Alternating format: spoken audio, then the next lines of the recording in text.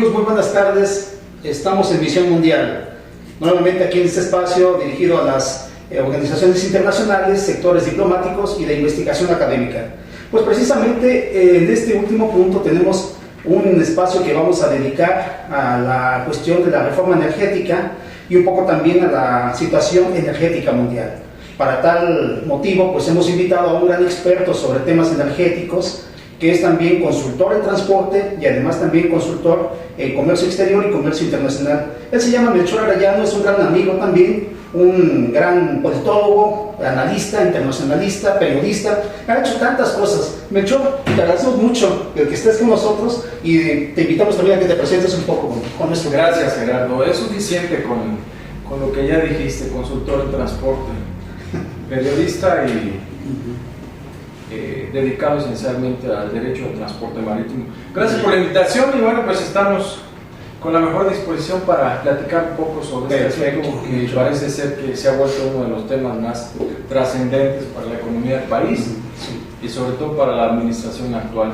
Claro, mira, la cuestión es que hablando con algunos embajadores de diferentes países, me di a la tarea también de preguntar cómo ha sido la cuestión energética en sus propios países, de qué manera han llevado la cuestión de sus reformas energéticas también en sus propios países.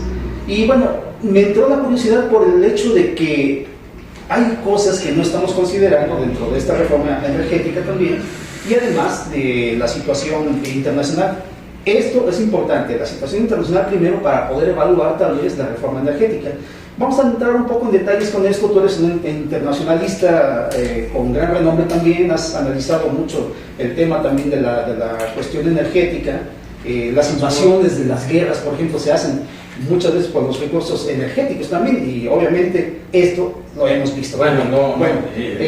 Vamos a ver en este aspecto algunos de los sectores diplomáticos, algunos de los embajadores principalmente y de organismos internacionales, algunos expertos incluso también académicos. Vamos a mencionar algunos como John Sachs Fernández. Ellos han estado hablando sobre la cuestión preocupante de lo que son los energéticos.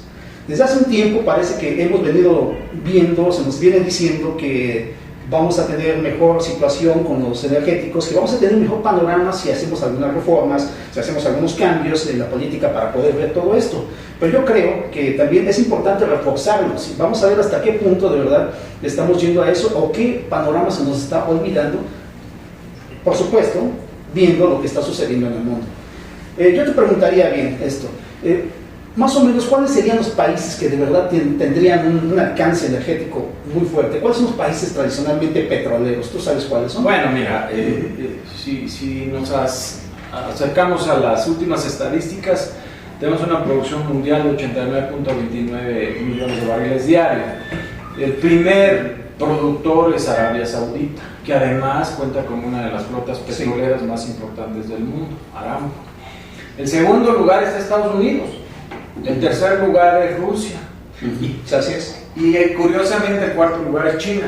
O sea, nosotros figuramos por ahí en el noveno lugar con un techo de 2.5 millones de barriles de petróleo al día. Me llama la atención también esta situación porque durante las justificaciones, los prolegómenos y luego el desarrollo del trabajo del Congreso de la Unión para llevar a cabo la reforma, se aludía mucho a Brasil, a Ecuador, a Colombia y a Perú incluso, países que no son tradicionalmente petroleros. Por sistema se descalificó a Venezuela, que sí es un país esencialmente petrolero. Yo creo que es más una promoción para justificar y legitimar la instrumentación de una medida.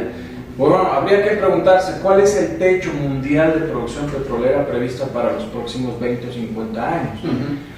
Quiere decir que ahora todo el mundo, según la propuesta que nosotros hemos derivado del trabajo legislativo y aprobación de la reforma, se va a dedicar a producir petróleo en el mundo como si esa fuera la panacea para todos. Creo que estamos perdiendo de vista muchas cosas. En primer lugar, que China, a partir de este año, amanece en este año como el primer país en términos de comercio exterior del mundo, con 4.16 billones de dólares. Efectivamente, los chinos van a demandar energéticos. Por supuesto. Efectivamente, los chinos están comprando y modernizando, y han modernizado la flota aérea impresionantemente. Los pedidos no bajan de 30 a 40 mil millones de dólares por cada pedido de unidades. La flota aérea china está en todas las megalianzas aéreas. La flota marítima, especialmente COSCO, se ha convertido en una de las principales navieras del mundo. Y curiosamente en estos momentos China ocupa la 4ª posición entre los países petroleros del mundo. En todo eso podemos estar de acuerdo. Pero aquí hay varias salvedades también. Una que siempre se pasa de lado, ¿no? La cuestión de la contaminación ambiental o el deterioro del medio en el mundo por efecto de los combustibles, en este caso el petróleo, combustibles fósiles. ¿Qué estamos haciendo nosotros? Primero, un grave error, o que casi siempre cometemos, o casi por sistema aludimos, es que lo que se va a desincorporar o se va a reformar no sirve, pero sí sirve después. Me refiero a esto: se desvalorizó la tecnología, el desarrollo, el trabajo de petróleos mexicanos durante todas las décadas pasadas, diciendo que estaba obsoleto, que tenía la tecnología más atrasada, lo cual es una verdadera mentira. Es una actitud que hemos asumido durante el periodo de las privatizaciones o desincorporaciones desde los años 90. Muy bien. Restarle valor técnico y económico a las empresas para poderlas rematar o justificar ante la sociedad, para que la sociedad diga sí, bueno, que sean desmanteladas, que sean entregadas, porque al final de cuentas no sirven, son hijos de corrupción y no hay producción. Crear una desvalorización. Exactamente. ¿Y qué pasa? Bueno, pasa que no es cierto. La sonda de Campeche es el segundo mercado que está fuera del mundo después del Mar del Norte. Estamos hablando de Cantarell. Bueno, Cantarell se incluye y todos los pozos, toda la zona petrolera es... la industria costa afuera se define como el conjunto de actividades orientadas a la exploración y explotación petrolera en el mar. Sí. Estamos hablando de embarcaciones de alta maniobrabilidad y capacidad. Estamos hablando de jackups, buques de buceo hiperbárico, manejadores de anclas, plataformas habitacionales, buceo hiperbárico, no sé si ya lo dije, transporte, abastecedores, y operan con tecnología de punta. Entonces, ¿de dónde viene la actitud de desvalorizar? Y menciono la sonda de Campeche por la razón sencilla de que ahí es donde está la empresa en México, Pemex, Exploración y Producción, que es la que se lleva más del 66% del presupuesto de petróleos mexicanos y es la que verdaderamente produce. Es una empresa que supera en valor económico a Telmex. Es una empresa que equivale 4 veces Teléfonos de México, pero es la parte y es la empresa o es la zona que menos se estudia. Entonces, ¿qué pasa? En Campeche, en todas las zonas aledañas a la producción petrolera, tenemos graves problemas de deterioro del medio. Simplemente la sola quema de los pozos, toda la contaminación atmosférica que se genera no tiene control. Luego tenemos los desechos producidos por la industria, por la exploración y explotación. El agua, bueno, después de varias décadas por fin se está reinyectando a pozo profundo, ¿okay?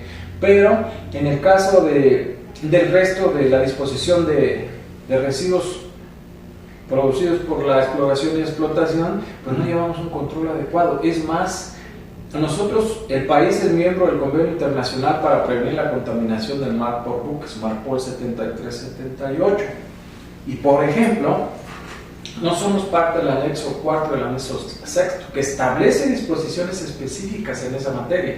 ¿Por qué no los aprobamos? Pues porque no nos conviene. ¿Dónde está la Profepa o dónde está la Semarnat, por ejemplo, en la supervisión de instalaciones en tierra para la disposición final de residuos producidos por la industria petrolera? Aquí ya nos movemos en una contradicción internacional, pero además lo que más me llama la atención, si enlazáramos las cosas, ahorita que somos el 8º exportador de coches, ¿no? Sí, automotriz.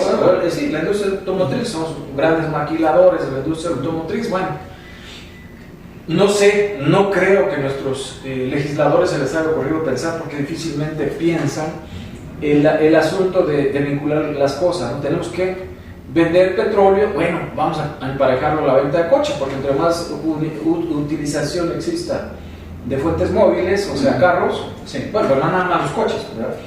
Pues más consumo de petróleo hay. Yo creo que nos movemos hacia un paradigma muy raro.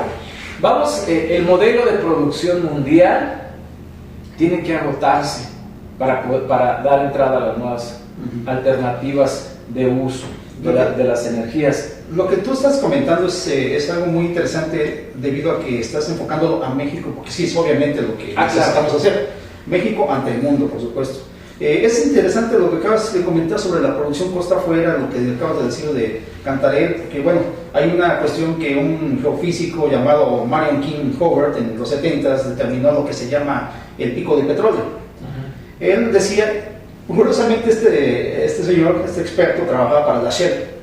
Interesante, ¿no? Porque una Shell también necesita saber cuáles son los recursos mundiales que pueden haber para saber dónde los puede explotar, entre estos México también. Y él decía que una de las cosas que podría suceder es que el pico de petróleo se podría alcanzar en los 2000.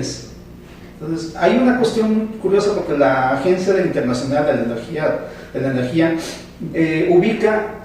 ubicaba en un primer contexto entre el 2018 y 2020, más o menos. Incluso en México se hablaba del 2015 como exacto, la hora pico, ¿no? O sea, era muy difícil, se agotaría el recurso petrolero a gran escala. Así es. Y finalmente, creo que en 2010 emitió otro reporte diciendo que no, el pico de petróleo se alcanzó en 2008. ¿Esto cómo puede impactar? Bueno, obviamente a México, pero estamos ahora definiendo principalmente cuál es el tablero mundial, ¿no? Déjame contestarte una pregunta que parece que quedó volando en las guerras, en las invasiones y demás. Digo, creo que a estas alturas del mundo a nadie le cabe la menor duda que la invasión a Irak y Libia sobre todo, pues llenan los petroleros, ¿no? Hay que controlar independientemente de todo el petróleo en el mundo. Mira, yo creo que el pico es muy probable que ya se haya alcanzado, o sea, está buscando encontrar petróleo en el mar, sí, donde tenemos graves problemas. Porque al rato todo el mundo se va a dedicar a buscar petróleo en el mar. ¿Cuál es la perspectiva? ¿Cuál es la expectativa? ¿Cuál es la disyuntiva? Por ejemplo, México, pues es el Golfo de México, donde tenemos graves problemas de soberanía y de compartimiento de zona marítima con Estados Unidos.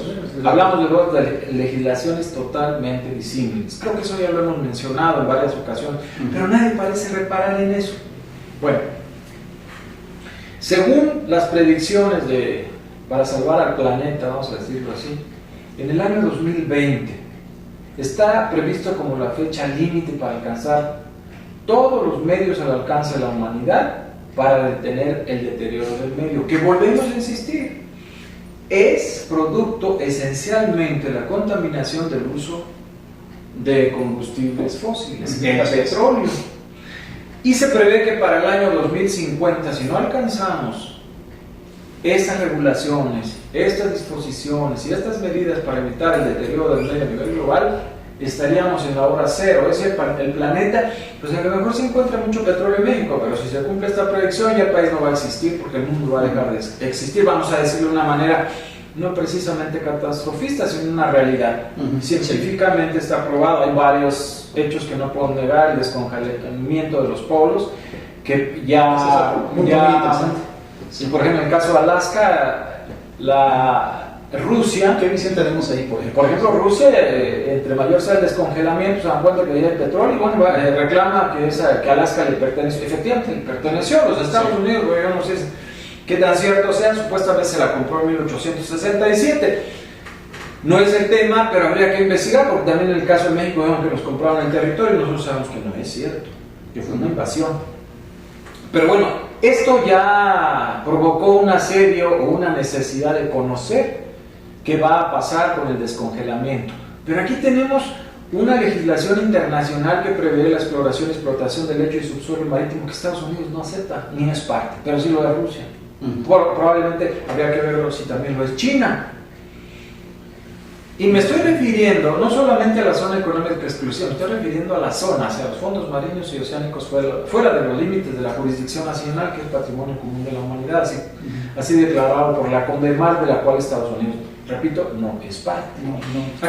¿A qué nos lleva esto? Bueno, pues que ahora las zonas probables de extracción de petróleo, que están en el mar, van a enfrentar una serie de conflictos legales que probablemente sea motivo de análisis en otro programa. Claro, por pero lo señalo por varias razones. En primer lugar, qué contradicción, o qué interesante está esto. Producimos más petróleo, más exportamos, ¿no? Bueno. Y si más exportamos, más pagamos fletes, porque toda nuestra producción de hidrocarburos se exporta a través de barcos. ¿Y qué tipo de barcos? Barcos con bandera extranjera. Es decir, No tenemos flota. lo que ganamos, a su vez, lo pagamos, porque no hemos tenido la tingencia de parte del Estado mexicano de plantearse la existencia, ya no digamos de marina mercante, sino de una flota petrolera mínima para la exportación o el tráfico de petróleo y sus derivados. Te puede dar risa, pero por ejemplo lo que se transporta en barcos que esencialmente navegan en tráficos de cabotaje, bueno, todavía se siguen utilizando el trafiquito pendular de bajar por las costas de Centroamérica para el canal de Panamá, para pasar el canal de Panamá y abastecer los puertos del Pacífico y viceversa de petróleo, ¿no? Sí. En terminales marítimas en varios puertos, Salina Cruz, Rosarito, Mazatlán, en fin. Y lo mismo pasa en el Golfo. Es decir, tenemos una necesidad ingente de contar con barcos, pero lo que menos nos importa es construir barcos. Pero sí nos preocupamos por los españoles, que es lo que más llama también la atención. Resulta que se van a invertir 5.200 millones de pesos en rescatar a una industria tronada, quebrada, como la industria naval española, sí, con la compra del astillero de Hijos de J. Barreras, ¿no? Que había producido por ahí un barco, un transbordador en el 2011, y es todo lo que ha producido, y que además hay una cláusula secreta, sin decir en qué consiste el convenio, para qué. Mientras los astilleros del país, algo que no es ajeno en mis comentarios, siguen navegando a la capa, siguen sin producir nada más que reparar por ahí contenedores o reparaciones menores a los barcos pesqueros. Bueno, otra contradicción más. El transporte mundial cada día avanza hacia mayor alcances, hacia una integración total con embarcaciones o unidades cada vez mayores y sofisticadas que demandan instalaciones especializadas en los puertos a gran escala. Sí, así es. ¿Y qué vamos a hacer nosotros? Digo, qué bueno que los señores dicen, bueno, la verdad es que esta es una reforma, para empezar, tardía. Tardía por lo que acabas tú mismo de decir, porque ya te llegamos a un pico en la exploración y explotación. Los chinos... Tiene 8 años ya que se llegó al tope. Digo, y esto, por esa razón, se habla de una reforma entre comillas para ellos necesaria, ¿no? Porque ya se acabó, ¿no? Que hay un agotamiento, lo vamos a buscar en el mar, sí, y vamos a justificar todos los medios posibles para encontrarlo, nada más que no lo vamos a hacer nosotros, lo hace la Shell, Tejaco, Exxon y todos ellos, y a nosotros nos va a quedar, si no nos ponemos listos, la basura y la contaminación. Entonces, ¿cuándo vamos a actuar con congruencia? Si vamos a producir más petróleo, bueno, ¿y cómo lo vamos a transportar? Sí, eso es importante. ¿Qué capacidad tienen las terminales marítimas de petróleos mexicanos para albergar barcos de alta capacidad? Sí, esa tendencia de energéticos, transporte, es energía. Claro, es una sinergia. No nos puedes separar. Por eso la inteligencia, por ejemplo, los árabes, ok, digo, no nos admiren, mucho menos trata de eso, pero hay que reconocer que Saudi Arabia ha hecho un trabajo importante en ese sentido. Tengo petróleo, soy el primer productor de petróleo del mundo, soy el primer exportador, pero también tengo la flota petrolera más importante. Y petróleos mexicanos, lamentablemente, no tienen nada de eso. Pero sí estamos llenos de prestanombres en nuestras costas, ¿no? De operadores en vestidos de navieros, operando allá en la zona de Campeche, que al final de cuentas significa un control extranjero de cercano ya al 80% en términos de fletes. Entonces, los fletes que va a seguir pagando Pemex, suponiendo que encuentre mucho petróleo, porque tampoco nos han dicho cuáles son las reservas probadas, o por lo menos imaginarias en el Golfo de México. Yo, por ejemplo, tengo la cifra de que Cantarell, por ejemplo, estaba produciendo algo así en los 70s, como más de 32 millones de barriles diarios. Pero Cantarell ya se agotó. Sí, exactamente. Lo que Con WhatsApp y todos esos. Sí, su pico de petróleo, o sea, su tope de petróleo llegó en 2004 y está produciendo Desde entonces algo así como 2 millones de barriles diarios, o sea, decreció casi el 1000%. Sí, completamente de acuerdo. Pero además cuando tuvimos petróleo en abundancia, yo no recuerdo que hayamos hecho algo positivo, ¿no? O sea, fuimos uno de los primeros 5 países productores exportadores de petróleo. ¿Y dónde quedaron los beneficios? ¿Dónde quedaron las ganancias? Es que esto es reiterativo. Mira, si tú publicaras notas de 1980 sobre la producción petrolera y publicaras las notas periodísticas en este año o en estos años, nada más les cambias un poquito el título, pero es exactamente lo mismo. Sí. O sea, si tú pensabas, ¿por qué? Porque no hay analistas de coyuntura internacional. ¿Qué pasaría si, por ejemplo, hay una producción acelerada de petróleo en el mundo? ¿Tienen idea los señores, o lo previeron en su reforma, qué pasaría, y nunca analizan nada, qué pasaría si esto sucede? Pues que el costo del petróleo va a bajar. Eso es por sentido común. Sí, así es. Se incrementa la demanda, la oferta, perdón. Entonces van a bajar los costos, y si ahorita nuestro barril está a más de $100, a lo mejor llegamos a $20, a 30, no sabemos. Y entonces van a empezar así las reclamaciones, las mea culpa, la expiación de culpas, de que fulanito no se fijó, perenganito tampoco, y no hicimos las cosas. Todos estamos estudios, yo no he escuchado hasta ahorita estudios mexicanos en prospectiva que te dijera cuál es el techo de producción, qué techo vas a alcanzar, en qué tiempo y en qué tiempo se van a ver los beneficios. Jamás te han dicho nada de eso. Yo lo único que he escuchado como argumento es que Brasil hizo lo mismo. Señor, ya dejemos de estar comparando con Brasil. ¿Por qué no nos comparamos con Arabia Saudita?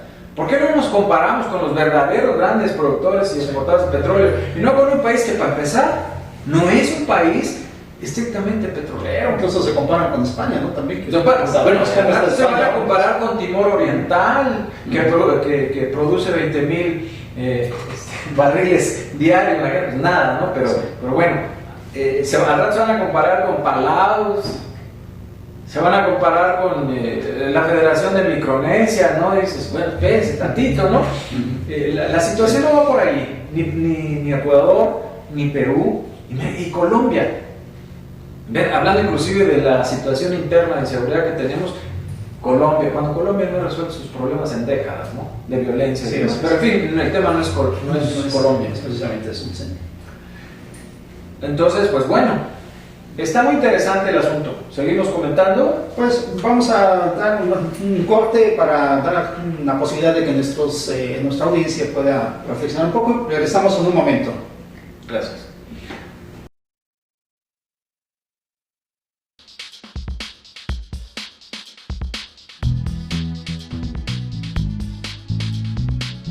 Ruiz Robles, corredores públicos y peritos traductores. Trabajamos para darles seguridad, confianza y un servicio profesional en sus asuntos relacionados a fe pública, valuación, arbitraje comercial, asesoría jurídica y traducciones. Para nosotros lo más importante es su satisfacción, brindándole además la asesoría jurídica necesaria en su negocio, con un equipo de profesionales capacitados para prevenir y resolver situaciones de riesgo en su empresa.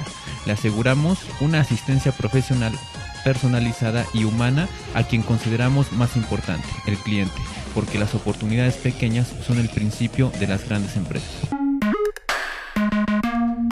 Durante 7 décadas, Deiman ha desarrollado una amplia gama de colorantes, saborizantes y productos semipreparados que satisfacen los requerimientos de la industria de alimentos, así como las necesidades y gustos de los clientes y consumidores a nivel nacional e internacional.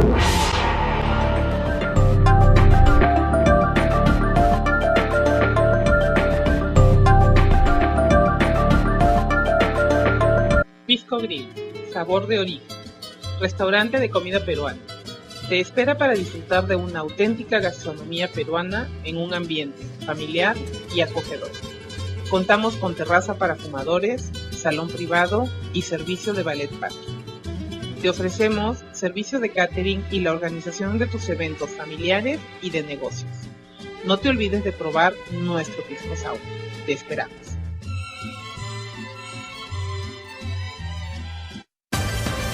Con Trujillo Betanzos y Asociados, tus proyectos están en buenas manos. Trujillo Betanzos y Asociados te ofrece servicios de fe pública en materia mercantil, asesoría legal, contable, fiscal y de negocios, litigio civil y mercantil, valuación y asesoría financiera y área académica, porque nuestros clientes son nuestros mejores amigos.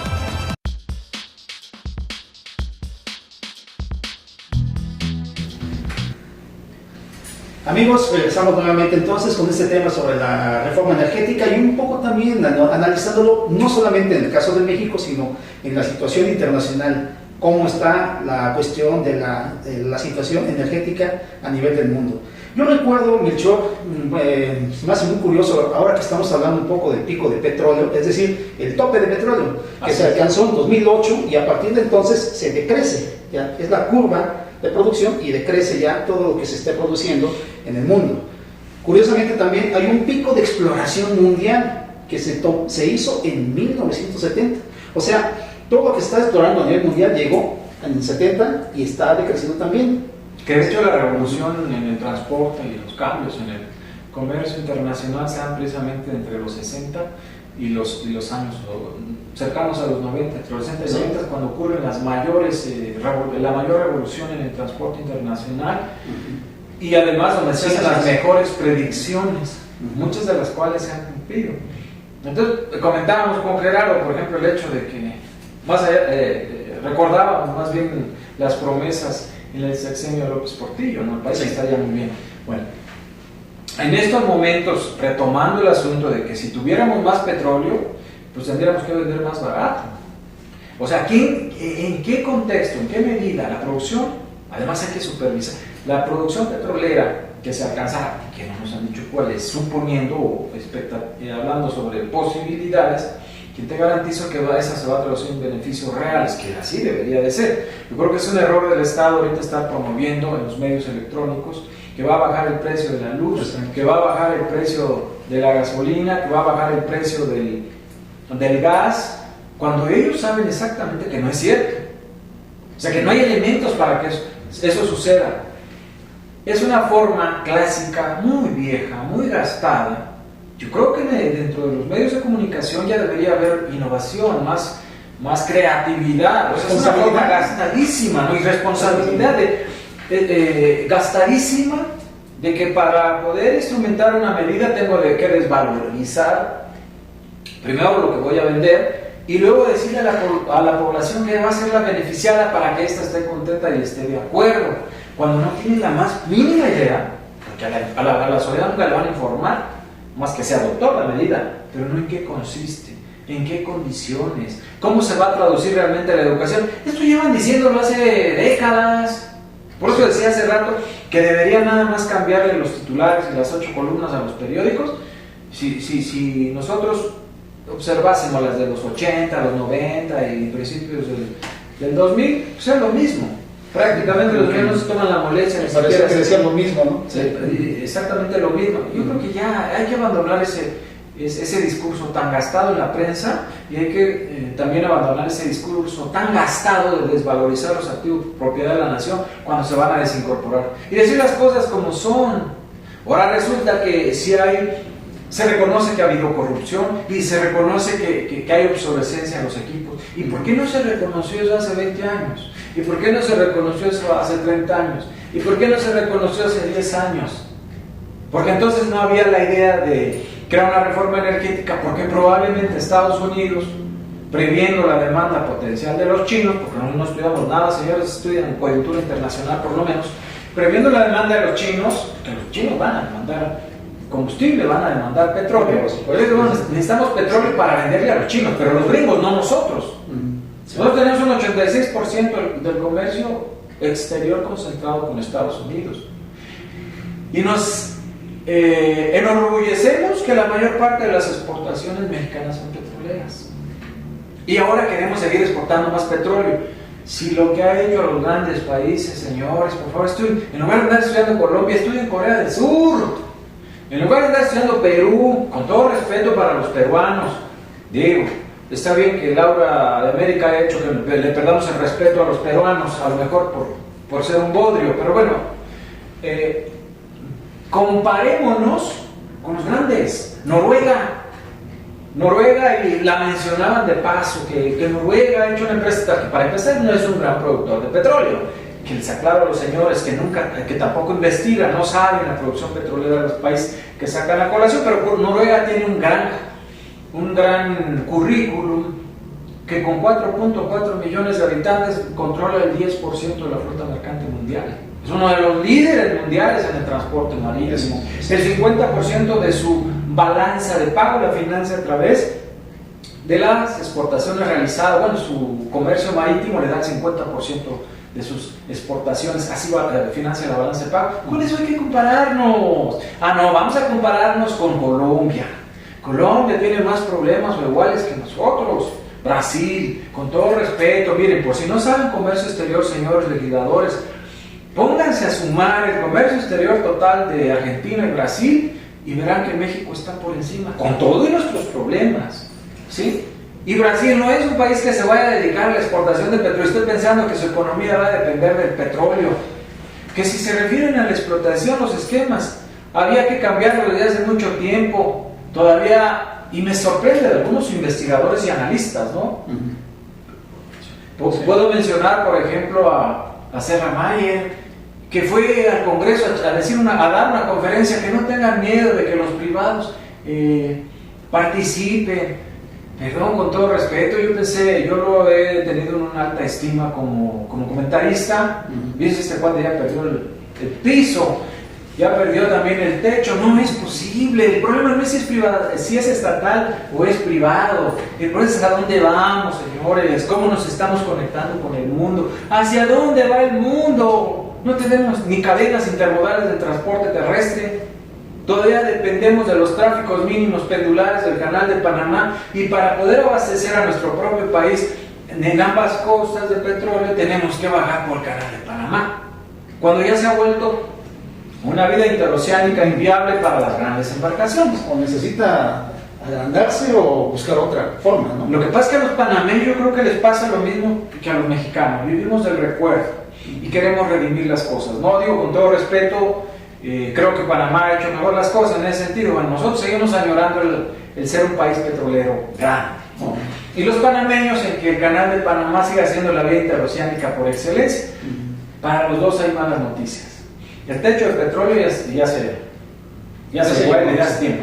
Y en el caso del Canal de Panamá, aún con la ampliación de un tercer juego de esclusas, de todas maneras, señores, pues sí va a seguir siendo una vía interoceánica importante, utilizada por tráficos menores, pero Estados Unidos, cuando les entregó el canal, lo entregó porque ya no era una vía útil.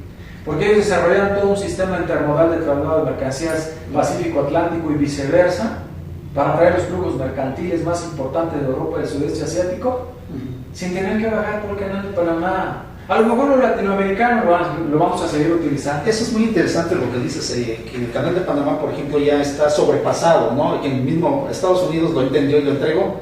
Se creó en 1901, o sea, son 99 años de uso constante, en los cuales en estos 90 años se desarrollaron barcos cada vez más grandes. ¿Tú sabes cómo se llaman? Son los Post-Panamax, y estamos hablando de embarcaciones de 300 metros de eslora.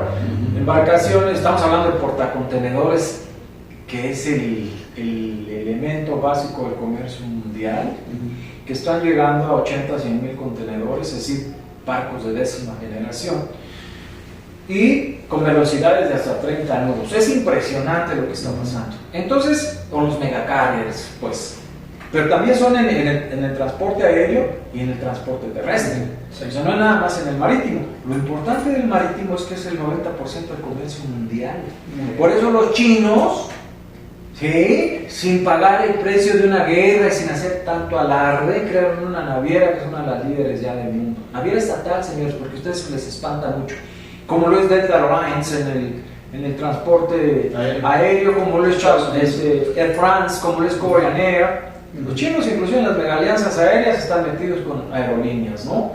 Y además toda la infraestructura que recibieron impresionante en Shanghái, Hong Kong, que son los puertos líderes en movimiento de contenedores en el mundo, junto con Singapur, que Singapur esencialmente es un centro financiero. Eso me hace pensar, perdón, mucho, me hace pensar que entonces, ¿qué tenemos en México? Es un país sumamente consumista, pero no es productor, no es productivo. ¿Qué cosa es lo que tenemos? ¿Es un país hecho para el consumo internacional o es un país que también, bueno, hay exportación de algunas cosas, pero casi todo es materia prima, Sí. incluyendo, por supuesto, petróleo? Bueno, no nos hemos quitado esa condición aunque nos duela y no nos guste. Seguimos siendo surtidores de materia prima en gran escala. Nos pasamos quejándonos que los chinos nos venden la Virgen de Guadalupe de yeso, muy bonita, inclusive guitarras y una serie de productos. ¿Y qué le vendemos nosotros a los chinos? ¿Por qué no hacemos lo mismo? ¿Por qué en lugar de estarnos preocupando todo el tiempo por el petróleo y las mentiras que esto conlleva, no nos preocupamos por una mayor diversificación productiva? Para empezar, el mercado interno. ¿Tú crees que hay un gran mercado de consumo interno cuando la gente tiene un salario de 60 pesos diarios? Digo, el ser un país capitalista, señores, significa crear suficiente consumo para que haya ventas, para que haya producción, consumo, por si no están enterados. Entonces, tenemos un mercado de consumo, pero un consumo desvalorizado, pequeño, bajo. Y sí, en efecto, han crecido las manufacturas, sí, en efecto, exportamos refrigeradores, nada más que los refrigeradores, pues sabemos que son maquila. No hemos creado una sola patente. Les pongo el ejemplo de Corea del Sur, que tanto les gusta a ustedes andarse comparando. Corea del Sur se devastó de una guerra terrible. ¿Y a dónde ha llegado? Tiene sus propias marcas. En electrónicos son líderes mundiales. Es el segundo constructor de barcos. Supera a México en el intercambio comercial. Sí, así es. Y es un país que cabe 22 veces en el nuestro. Tan solo la presencia comercial que tiene aquí en México. Tan solo la presencia comercial. Entonces, evidente. ¿por qué no nos fijamos en eso? Entonces, inmiscuidos o imbuidos en la idea de que el coloso del norte es el único que importa, nos hemos olvidado de Centroamérica y Sudamérica. ¿Quién dijo que no es un mercado interesante de consumo? Además, lo tenemos pegado ahí. Pero si ni siquiera hemos construido la infraestructura necesaria en la línea divisoria entre México y Guatemala, y nos la vivimos tratando a los guatemaltecos, centroamericanos, igual o peor que como los tratan allá en el norte. ¿Cuándo? Ahí hay un mercado para explotar, para diversificar. Con América Latina intercambiamos prácticamente nada. Brasil, que tanto les gusta compararse con Brasil. Brasil tiene un trabajo muy establecido en cuanto a la protección del mercado interno. Brasil no es un mercado que haya abierto su economía indiscriminadamente como lo hizo México. Ni tanto que queme al santo, ni tanto que no lo alumbre. No tenemos barcos con bandera mexicana. No tenemos una flota terrestre de camiones de altas especificaciones. No tenemos infraestructura carretera con ejes troncales rectos para permitir la circulación de full o los fulles. Y así podemos seguir la larga lista. Bueno, entonces, ¿qué hemos hecho? Mentir, dedicarnos a la mentira, al soslayo de la incapacidad, como indefinición persistente. Perdón, a lo mejor ya hasta me estoy viendo así. Pues es que es muy curioso, pero también se hablaba mucho al principio del año pasado. Hablábamos bien de todo el año que la reforma energética necesitaba un tipo de modelo. Estaban buscando uno, como habías mencionado, en Noruega, Brasil, España era otro. Específicamente el de Brasil querían ver con Petrobras, me parece, esa comparación o ese acuerdo para poder hacer algún tipo de transferencia tecnológica para México. ¿Cómo ves esta situación? Mira, es que plagados de las justificaciones como imposición de la mentira, estos señores siguen mintiendo. Por ejemplo, los FSO como el Tacunta, que es la tecnología más avanzada en términos de instalaciones costa afuera, que es un equipo donde pueden cargar 3 barcos simultáneamente, 2 apoderados y uno a través de tubería especial. Esa tecnología existe en México. Y en la comparación con los FSO, estoy poniendo nada más un ejemplo. Brasil efectivamente ya lo había todo, pero está más obsoleta la tecnología que había empleado, porque efectivamente había instalado uno. Y se trabajó con tecnología de punta. En la sonda de Campeche, señores, entérense, propónganse a estudiar, hombre, lo más mínimo. Para empezar, Brasil no tiene una sonda de Campeche. ¿A qué me refiero con esto? Pemex ha exigido a las empresas el uso de tecnología de punta. Es más, cuando todas las regulaciones internacionales establecían la edad mínima de los barcos de 20 años, ahora creo que se va a reducir a 15, bueno, decían los mexicanos, bueno, yo no puedo porque no tengo barcos. Error craso, ¿no? Por lo que comentamos hace rato. Sí. Pero estableció condiciones específicamente que tenían que cumplir los operadores o prestadores de nombre de empresas extranjeras navieras, condiciones específicas en los procesos concursales y licitaciones que tenían que cumplir con tecnología de punta. Los jacobs, los abastecedores, los manejadores de ancla, en fin, todas las unidades empleadas. Entonces, ¿cómo nos vienen a decir ahora? Porque además fue una supervisión supuestamente bien realizada. Vamos a decir ahora que no hay esa tecnología. Y tecnológicamente hablando, aunque no les guste a los señores que les encanta desvalorizar los activos nacionales para poderlos regalar, así hicieron con los aviones, así hicieron con los ferrocarriles, así han hecho con todo, estamos por encima. O sea, no tenemos que andar buscando tecnológicamente nada. Lo que ellos querían demostrar es que en América Latina había un esquema de participación estatal privada, como la quinta esencia. Okay. Bueno, pues yo creo que nos tomamos un poquito de tiempo también para que el tema es un momento. Da para más. Sí, claro, da para por supuesto que sí. Y esperemos, si no lo rodamos, desde ahora te digo, estás para otro programa ya de una vez llamado, ¿ok? Yo creo que sí, porque apenas estamos en el principio. Perfecto. Regresamos en un momento, amigos.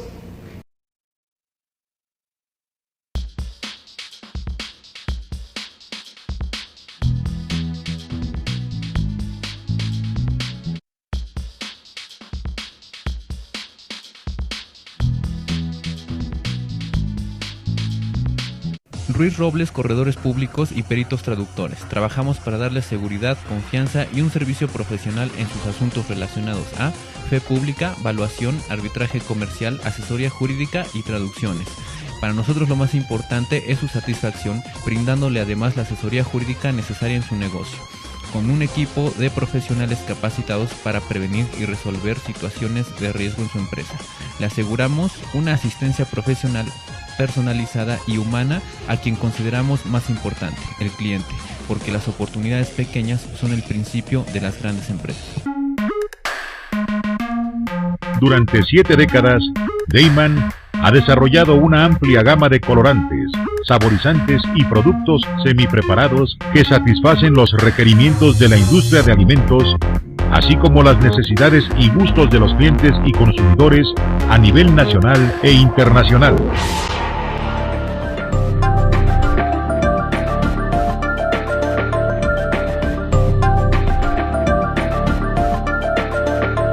Pisco Grill, sabor de origen, restaurante de comida peruana. Te espera para disfrutar de una auténtica gastronomía peruana en un ambiente familiar y acogedor. Contamos con terraza para fumadores, salón privado y servicio de ballet parking. Te ofrecemos servicio de catering y la organización de tus eventos familiares y de negocios. No te olvides de probar nuestro pisco sour. Te esperamos.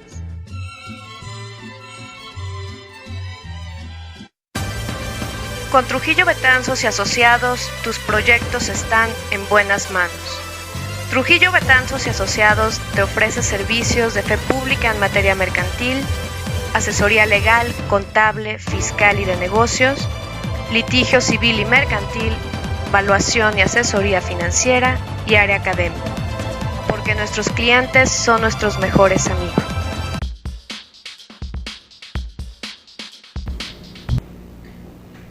Amigos, estamos de regreso aquí con nuestro experto Melchor Arellano Chávez, que pues realmente es muy controvertido, y todos estos elementos que nos está dando para analizar un poco más la reforma energética y la situación energética mundial, pues son cada vez, pues parecen catastrofistas, pero realmente son elementos que uno tiene que considerar a la hora de analizar por qué propuestas, por qué vías se pueden hacer un mejoramiento de la cuestión energética. Sin embargo, algo que me atrae mucho, Melchor, es los aspectos, la previsión que se tiene. ¿Hacia dónde va el mundo? Si ya desde 2008 tenemos el pico de petróleo muy bajo, ya está decreciendo, desde más de 40 años ya también el pico de exploración mundial, o sea que ya donde quiera que ya no vas a encontrar petróleo, ya ya la exploración hasta también se agotó, se está agotando en eso.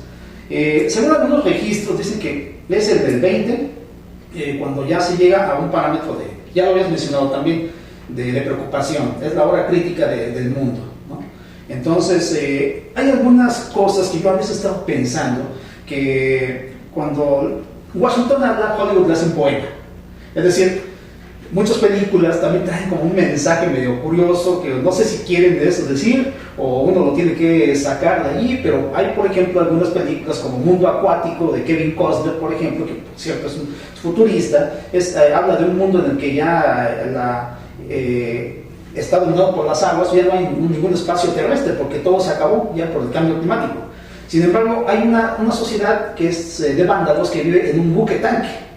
Un buque tanque que es de gasolina, me imagino, porque todos sus avioncitos y sus lanchas la sacan de ese mismo buque tanque para todo.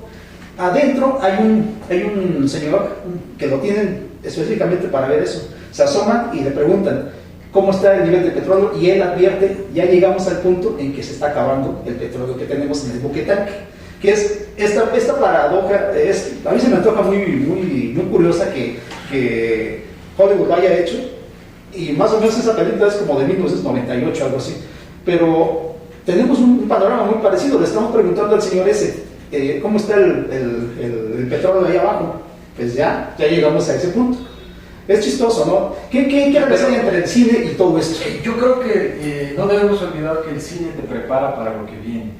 Sobre todo estamos hablando del buen cine, ¿no? Del cine con perspectiva, con análisis. Y simplemente te está diciendo, como cuando el destino nos alcanza, que es una película vieja, pero que si tú la vuelves a ver y la aplicas a estos momentos, se adelantaron 40 años, ¿no? Es el mismo caso del Mundo Acuático. Al final del camino, ¿qué es lo que pasó o qué es lo que va a pasar? Científicamente, porque no estamos nosotros lucubrando, nuestras disquisiciones no son producto de otro tipo de pensamiento, sino los estudios científicos actuales para salvar a la Tierra precisamente establecen que efectivamente el año 2020 es el año crítico. ¿Qué tendríamos que hacer? ¿Acabar todo el petróleo de aquí al 2020? Yo no lo creo. Más bien creo que como escenario futuro, es una tendencia de las grandes potencias a asimilar toda la producción petrolera, todo el petróleo que existe en el mundo para la subsistencia hasta que ellos quieran. Y cuando lleguemos, ahora sí que hasta cuando el destino nos alcance a una escasez total, ellos tendrán petróleo y seguirán produciendo. Bueno, si es que el mundo no se viene abajo, seguirán vendiendo, seguirán operando sus equipos mientras el mundo se muera de hambre y además no tenga combustible. Y hasta entonces vendrá la puesta en operación de alternativas en el transporte. Sabemos, porque es una realidad, que Nissan, que la Ford, que varias marcas de autos han destruido miles, millones de equipos que pueden circular electrónicamente con agua y con una serie de fuentes alternas sin que contaminen. Pero ¿por qué no se ha hecho? ¿Por qué se han tenido que destruir en el mercado para que no se produzcan? Pues porque primero hay que acabarse el combustible fósil, hay que acabarse el petróleo. Señores, a otro escenario. ¿Qué va a hacer México? Grave escenario. Además, este es un panorama, pero ¿cómo le puedes pedir a agentes como los que justificaban la reforma? Bueno, mal, ese es otro problema, sino la gente que justificaba en términos de una ignorancia total del hecho de que había que aplicarla, ¿no? ¿Qué va a pasar con un país que vive que construye desde la ausencia, porque quisiera añoradamente que volverse un país petrolero? ¿Qué va a pasar? Yo no digo que eso va a suceder. A lo mejor tienen alguna previsión que nosotros no conocemos. ¿Qué va a pasar si no se encuentra el petróleo prometido? ¿Qué va a pasar si tu comercio exterior depende un 60% del petróleo? ¿Qué va a pasar si además de eso no tienes flota mercante, no tienes ejes de conexión con el mundo, nada más con un solo país que es Estados Unidos? ¿Qué va a pasar con el país? ¿Qué va a pasar con las próximas generaciones, los próximos 20 años? Esa es una pregunta que deberían de plantearse. Luego, hacer un análisis ponderado en términos de coyuntura internacional, decir ¿Qué sucedería a nivel global? ¿Cómo impactaría a Pemex o al país el hecho de que haya una mayor producción petrolera de pronto en los países que han estado bajo la jetatura de conflictos, crisis, invasiones y demás, como es el caso de Libia, como es el caso de Irán, como es el caso de Nigeria, los países petroleros tradicionalmente que tengan un segundo momento de producción o de recuperación? Si estamos basando la mayor parte de nuestra economía en el petróleo, vamos a caer exactamente en el mismo juego de antaño. Creo que lo que nos donde deberían de centrar las baterías es en la diversificación de los mercados. Pero tenemos primero que construir un mercado interno suficiente, bien dotado, bien equipado, tecnológicamente avanzado para poder proyectarnos al mundo. Siempre lo hemos hecho a la inversa y nos encanta decir que fulanito, que perenganito. Desde la independencia, señores, léanse Álvaro Matute y los discursos de Lucas Alamán. Nunca hemos sabido proyectar al país, bueno, exceptuando José María Morelos y Pavón Lázaro Cárdenas, que son para mí los únicos hombres de siglo que ha tenido este país. Todo lo demás, las reuniones que hacían para construir ese país enorme que se había independizado, era copiar desde afuera, no construir desde adentro. Y seguimos igual. Vete a Chiapas, vete a Oaxaca. Bueno, ¿para qué te vas tan lejos? Aquí no hemos resuelto problemas, carajo, que en todos lados se han resuelto. Sí. Entonces, yo creo que si no te preocupas, gobierno mexicano, por la diversificación de los mercados, atacar donde puedas, África, sudeste asiático, hasta las Micronesias, no vamos a llegar a ninguna parte. Los coreanos lo hicieron y ahora lo están haciendo los tigrillos. Vietnam, Singapur, Malasia. Malasia, Indonesia, Vietnam. Ho Chi Minh en estos momentos es uno de los principales puertos del sudeste asiático. ¿Y nosotros qué estamos haciendo? Nada. Todavía tienen dudas algunos señores si Lázaro Cárdenas debe ser o no un puerto grande. Es la única posibilidad que tenemos de hacer de Lázaro Cárdenas el hub del Pacífico mexicano, para capaz de competir con los tráficos estadounidenses a gran escala. Y ahorita me sorprende que todavía llevan como 50 años tratando de revivir a Veracruz cuando saben que es un cadáver, señores.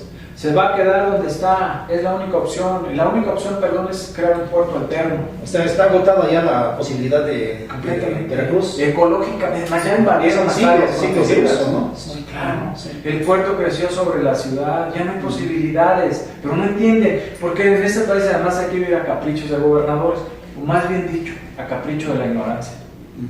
Es curioso, pero bueno, lo que también, retomando un poco la cuestión tecnológica que decías, que hay empresas automotrices que tienen la alternativa ya, porque la han hecho, ya investigaron sobre eso para ver cómo pueden sustituir el consumo de combustibles fósiles, que hayan destruido esa o la hayan ocultado, no sé, cualquiera de las destruido de ocultar. Porque es chistoso, pero también a mí se me antoja que la cuestión de que hayan autos de consumo de gasolina, que cada vez consumen menos gasolina, lo sacan como una innovación.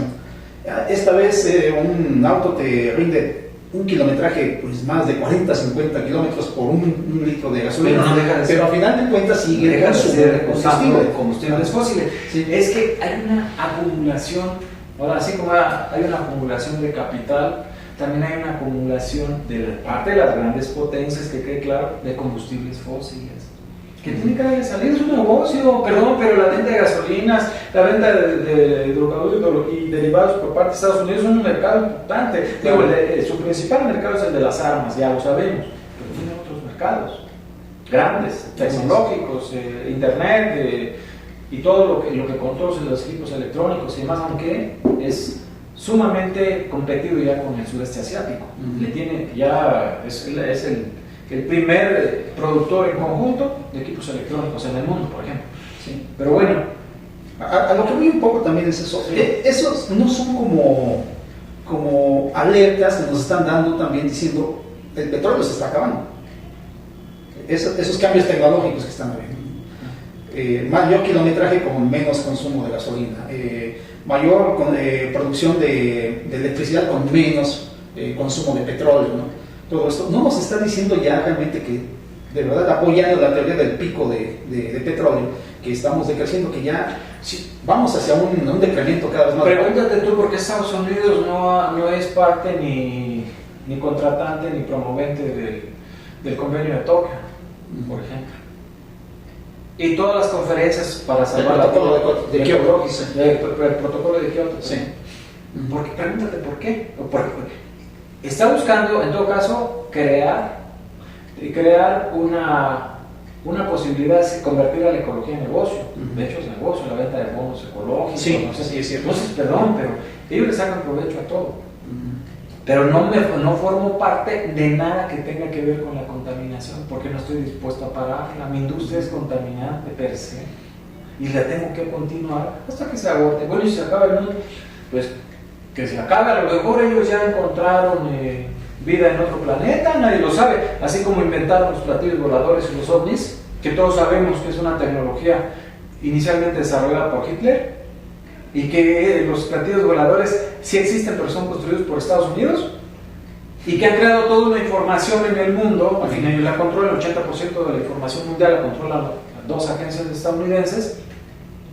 Hicieron crear la Tierra, que existen los ovnis, pero ahora ya no se van a dedicar a desmentir una mentira construida como realidad en términos nietzscheanos. Bueno, es que esto entonces nos lleva mucho a preguntar y a proponer, más bien, lanzar al aire.